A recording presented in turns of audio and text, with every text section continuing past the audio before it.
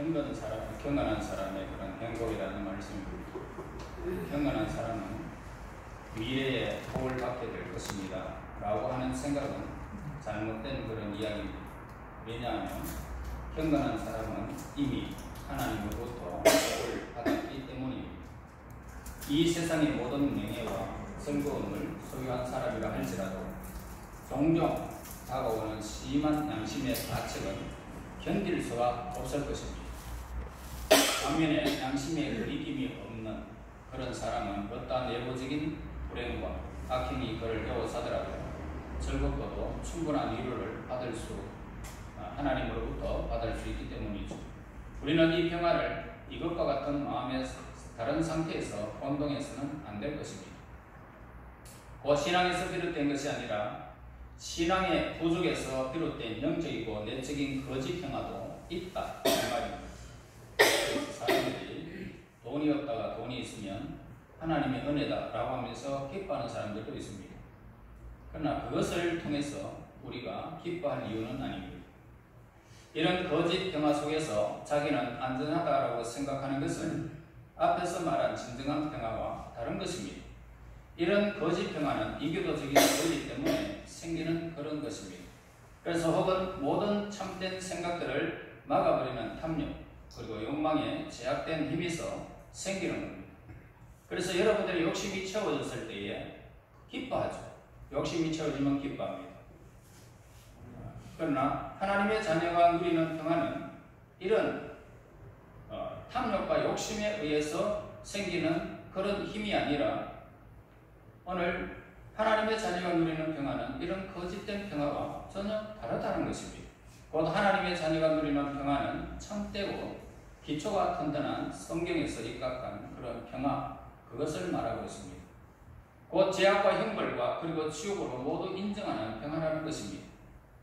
진실로 경건한 사람은 일반적으로 다른 사람들보다 이런 죄악과 형벌 그리고 죽음과 지옥에 실제한다는 깊은 인식을 가지고 있습니다. 그러나 이와 함께 경건한 사람은 믿음의 눈을 가지고 이런 악한 세력에서 우리를 구원해 주시는 예수님을 바라보게 되는 것입니다. 곧 이들은 바로 구세주 되신 예수님께서 하나님의 뜻에 순종해서 십자가에 죽으심으로 우리의 믿음과 소망의 근거가 되었다는 사실을 알고 그리고 그 아는 믿음 위에 우리를 세워가는 것입니다. 그리고 경건한 사람은 자기가 좋아하는 성향과 마땅히 해야 할 의무를 결합시킬 줄 아는 그런 성품을 지니고 있는 사람들입니다.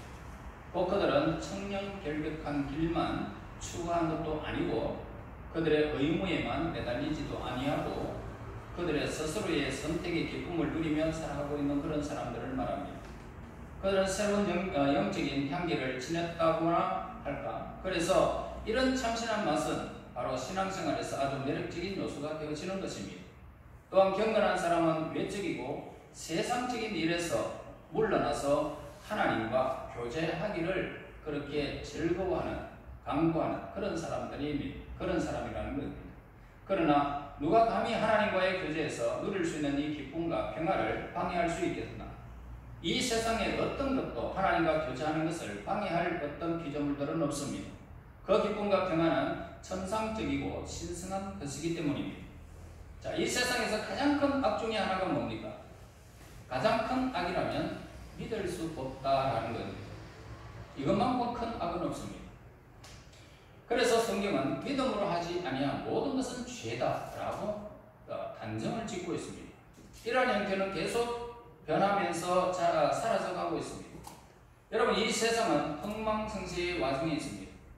이런 덧없는 이 세상에서 멋진 생을 살아갈 수 있는 유일한 사람은 현명하고 경건한 사람들 밖에는 없습니다. 이런 사람은 자신에게 무슨 일이 일어날지 알지 못합니다. 또한 염려도 하지 않습니다. 무슨 일이 일어나도 염려하지 않습니다. 그러나 그는 하나님의 뜻에 의하지 않고는 자기에게 어떠한 일도 일어나지 않는다. 이 확신을 갖고 있는 사람들입니다. 그래서 세상이 뒤집어지든지 수많은 일들이 벌어지든지 하나님께서 하나님의 뜻에 내 삶이 그게 노출되지 않는 한 무슨 일도 일어나지 않는다는 것입니다. 또한 그의 영원한 이 복에 도움이 되지 못할 어리석은 무정한 일을 일어나지 않을 것이라고 그렇게 믿는 것입니다. 그렇습니다. 오늘 우리는 반드시 그렇게 될 것입니다. 세상이 어떠하든지 내 삶에서 어떤 문제가 발생하든지 간에 하나님은 합력해서 선을 이루시고 좋은 길로 인도하시는 분이시지 우리를 망가뜨리고 거꾸로 들일 분은 아니다는 것을 확신하는 사람. 이 사람은 마음의 기쁨, 마음의 경건, 그리고 하나님께 소원이 온전히 하나님께 있기 때문에 자로나 우로나 치우치지 않는 사람들입니다. 이와 같은 지혜를 발견한 사람은 행복한 사람이라는 것입니다. 누가 이와 같이 늘 하나님께 교제할 수 있을까? 이러한 믿음의 사람은 걱정과 근심으로부터 얼마나 자유로운지 모릅니다. 소망이 뭘까요? 소망은 실패와 좌절로부터 살아있는 인간의 가장 큰 축복이라고 불려지고 있습니다. 그러나 때로는 이런 말에 소망이 큰 복이라면 그리스도인들은 모두 똑같이 만족과 평화를 느끼는 사람이야지 않는가? 이렇게 질문하는 사람이 있습니다. 또한 모든 사람들 가운데서 가장 행복한 사람이어야 한다? 그러나 이와 반대되는 경우도 자주 있다라고 그렇게 말합니다. 물론 이런 반대는 옳은 것입니다. 무엇보다도 먼저 그리스도인이다 라고 고백한다고 해서 모두가 진정한 그리스도인이 아니다라는 것. 또 진정한 하나님의 자녀 가운데서도 기본적으로 우울하고 그리고 낙심하기 잘하는 기질을 타고난 사람들이 우리 주변에 많이 있습니다. 그리고 대부분의 경우 문제의 근본적인 원인은 그들 자신에게 있다라는 점입니다. 곧 약한 믿음으로 부주의하게 살아가기 때문에 그의 행복을 느끼지 못한다는 것입니다. 가장 아름다운 풍경이 있다 해도 그것을 보지 않는 사람은 어떻습니까? 어떠한 기쁨도 그 풍경 속에서 느낄 수가 없죠. 이와 마찬가지로 아무리 큰 약속이라도 그것을 알지 못하거나 자신이 그 약속을 누릴 수 있는 자격이 있다는 것을 믿지 않는 사람에게는 하나님의 성경책 66권에 기록된 이 모든 약속들은 우리하고 아무런 의미가 없게 된다는 것입니다. 있는데도 좋은 풍경에도 안 보면은 안 된다는 거죠. 그래서 성경을 많이 읽어야 된다는 거죠. 많이 읽어요. 잠언은 이러한 우리가 어떻게 행동할 것인지를 가르쳐주는 좋은 안내서가 될 것입니다. 한편 이 잠언의 목적은 우리를 학식 있는 사람으로 이끌려는 것이 아니라 현명한 사람으로 만들려고 하는 것입니다. 현명한 사람. 우리는 하나님을 두려워할 줄 알 때부터 현명해지기 시작합니다. 두려워할 줄 안다는 것은 뭡니까? 하나님을 두려워할 줄 안다는 것은 지혜의 가장 끝점이 되는 것입니다. 잠언 중에서 어떤 부분은 특별히 젊은이들을 위해서 기록되어 있는 모습을 보게 됩니다. 잠언의 기자는 인간의 성품은 어릴 때와 젊을 때 그 대부분 다 그때 형성되어진다라는 사실을 확실히 알고 있습니다. 그래서 이 기자는 어린이들과 젊은이들을 현명하고 엄격하게 훈련시키는 데 강조점을 두고 잠언을 기록했던 것입니다. 그리고 이 잠언에는 특히 젊은이들이 유혹에 빠지기 쉬운 제약에 대한 그런 끊임없는 경고, 진지한 교훈이 이 잠언에 담겨져 있습니다. 만약에 우리가 이 세상을 변화시키기를 기대하고 지속적인 교육을 이루려고 한다면 청소년들에게 현명하고 신중하고 끊임없는 노력을 기울여야 할 것입니다. 그래서 우리는 그들이 하나님께 헌신하게 될 것이고 인간 생명의 존엄성과 정중하고 엄격한 인간의 도리와 자유와 축복 등을 발견할 수 있다는 진리를 심어 주어야 하는 것입니다. 먼저 지혜는 어린이들의 생활의 지침이 되어야 합니다. 곧 어떻게 살아야 하는지, 우리 인생이 어떻게 살아야 하는지 그것을 먼저 가르쳐주고 우리가 알아야 합니다. 우리의 의무는 뭡니까? 그들에게 하나님을 먼저 알게 하는 것이죠. 그리고 그들에게 끊임없이 예수님께서 우리에게 보여주신 위대한 이 진리를 인식시켜주고 그리스도인의 삶의 원리를 깨닫게 해야 하는 것입니다. 또한 예수님의 모든 것, 예수님께서 하신 모든 말씀은 하나님 아버지의 영생을 밝혀주는 것으로서 받아들이도록 믿음을 심어 주어야 하는 것입니다. 생명에 대한 그리스도인다운 이해를 복음을 통해서만 발견되기 때문이죠. 그 다음에 지혜는 삶의 진정한 목표가 무엇인지 분명하게 올바르게 평가할 줄 아는 데 있는 것입니다. 그리고 그 삶의 목표에 따라서 어떻게 인생을 살아가야 할 것인지 결정하는 능력에 달려 있습니다. 그런데 반드시 기억해야 할 것은 하나님과 우리와의 관계성을 우리는 꼭 기억해야 됩니다. 훌륭한 그리스도인의 진리는 생활과 직접 관계가 있습니다. 그는 그 진리로서 생활의 원리를 결정하게 되어집니다. 하나님 편에서 우리가 결정하게 되어지는 것은 실패가 있을 수가 없습니다. 왜냐하면 하나님의 진리는 생활 원리를 실행할 수 있는 힘을 가지고 있기 때문입니다. 그리고 지식입니다. 자, 이것은 비슷하게 보이는 것들을 정확하게 구별해내는 능력을 말하고 있습니다. 지식은 비슷해 보이는데 구별할 수 있는 능력. 자, 이 지식은 지혜의 도구나 도움이 됨으로써 올바른 행동을 할 수 있게 하는 것입니다. 대부분의 사람들이 갖고 있는 의무에 대한 생각은 애매모호하다는 겁니다. 옳다고 생각해서 한 행동도 어떻습니까? 하고 나면 잘못된 것을 알 수 있습니다. 왜냐하면 그런 옳고 그런 것이 명확한 경계선을 확실히 알 수 없기 때문이죠. 그래서 하나님과 나와의 관계에서 이루어진 우리의 모든 지식은, 지혜는 바로 확실한 경계선을 우리에게 가르쳐 주는 것입니다. 그러므로 어린이들에게도 인간 생활에서 마땅히 해야 할 분명한 의무와 관계를 가르쳐야 하는 것이죠.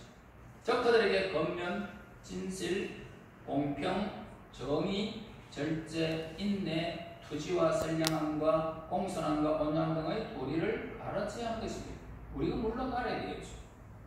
자신의 취향이나 욕망을 뛰어넘어서 행동하는 의로운 사람은 자제력을 가지고 있는 사람이고 곧 행복한 사람이다 라고 할 수 있습니다.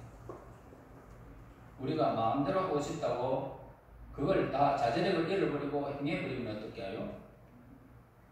그러면 뭐 술에 임박일 수도 있고 담배 임박일 수도 있고 마약에 임박일 수도 있고 다 그렇게 돼버리는 거예요. 그러나 자제력이 있으면 어떻습니까? 그것을 뛰어넘을 수 있다는 겁니다. 이 사람 행복한 사람입니다. 왜냐하면 그는 자유를 누리는 자로서 자기의 욕망의 종이 아니다는 겁니다. 내 욕망의 종이 아니다. 이런 사람은 자신의 결심대로 행동할 수 있고 자신의 옳다고 생각되는 것을 할 수가 있는 사람들입니다. 즉 의로운 사람이 이 지구상에 있는 사악한 법을 완전히 무시하고 사는 사람들입니다. 가장 불쌍하고 비참한 사람은 뭡니까? 죄를 고백하고도 법을 무시하고 자기 취향의 캐릭의 도구로 삼는 사람. 이 사람 불쌍한 사람들입니다. 요새 젊은이들은 막 나가지요. 불쌍한 사람입니다.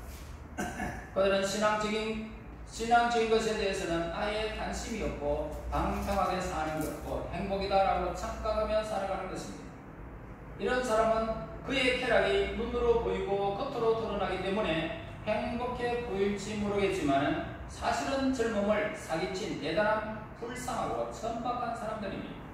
진실로 행복한 사람은 어떻습니까? 일찍부터 자신의 마음속에서는 가장 흉악한 지혜가 있다라는 것, 이것을 알고 용감하게 그 죄와 싸우고 하나님 말씀 토대 위에서 자신을 컨트롤해가 나가는 사람, 이 사람이 지혜로운 사람입니다.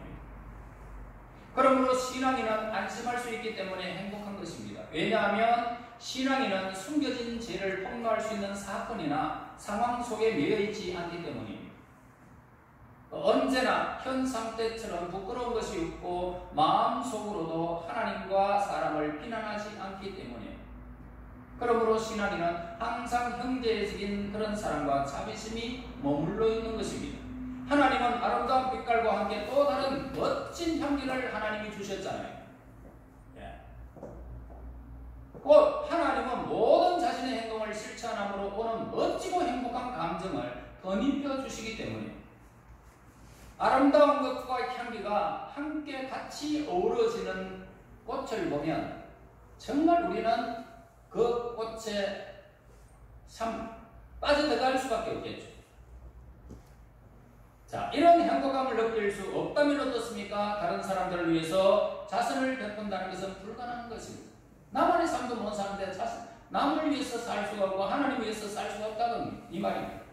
그러나 우리 신앙인이 신앙인은 사람이 자신만을 위해서 태어난 것이 아니라는 것을 알고 있는 사람들입니다.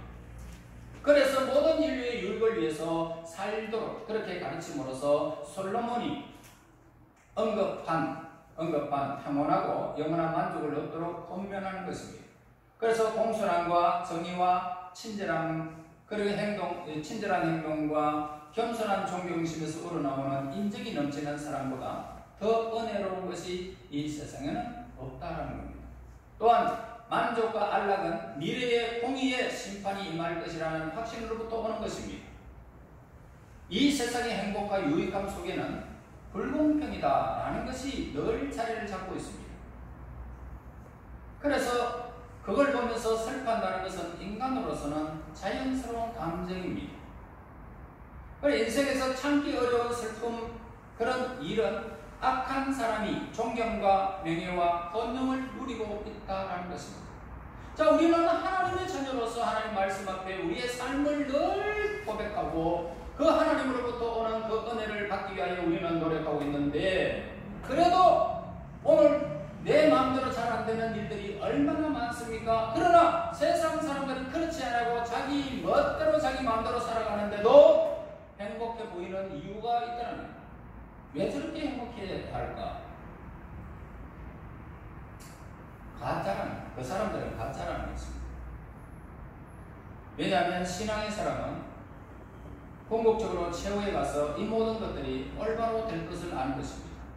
우리의 삶에 굴곡, 수많은 일들이 있어도 나중에는 하나님께서 하시는 일들이 올바르게 나의 삶을 온전히 세워갈 수 있는, 하나님과 사람 앞에서 은총과 기중이 여김을 받을 수 있는 그 자리에 우리가 이르는 것을 확신하는 것이 신앙입니다. 그는 정의는 가장 완전한 것이고 모든 불의는 폭로될 것이고 모든 부정도 진리의 빛에 비추게 된다는 것을 알고 있는 사람입니다. 즉 결코 정의는 패하지 않을 것이라는 확신이 있기 때문입니다. 여러분, 하나님께 속한 믿음은 변하지 않습니다. 여러분이 하나님을 의지하고 하나님과 교제하는 이상 여러분의 삶은 제가 보장할 수 있고 성경이 보장하는 것입니다.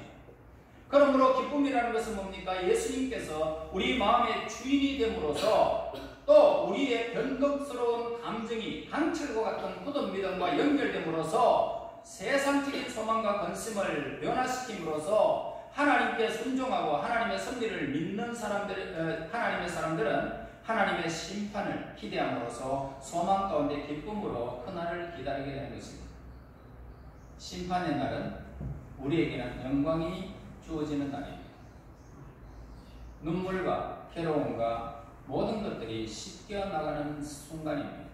이 기쁨은 육체적인 쾌락과는 비교할 수 없는 끝이 없는 영원한 기쁨을 우리에게 누리게 할 것입니다. 여러분, 시련을 지금도 당하고 있지만 그러나 두려워하지 마세요. 이 땅에 하나님의 나라가 임하는 그 순간 우리는 해와 같이 빛나게 될 것을 우리에게 가르쳐 줍니다.